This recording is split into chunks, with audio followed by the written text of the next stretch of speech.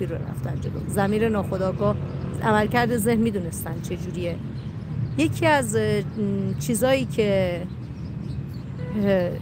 همیشه شما شنیدین، مثبت فکر کن تا مثبت برات پیش بیاد، شاد باش تا شادی برات پیش بیاد.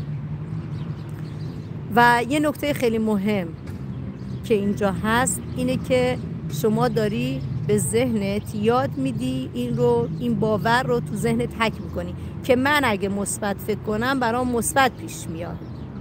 و برعکسش هم هست، همیشه از قدیم همینطور که گفتن، حتما شما هم شنیدین، آره زیادی خنده کنی یه چیز بد برات پیش میاد.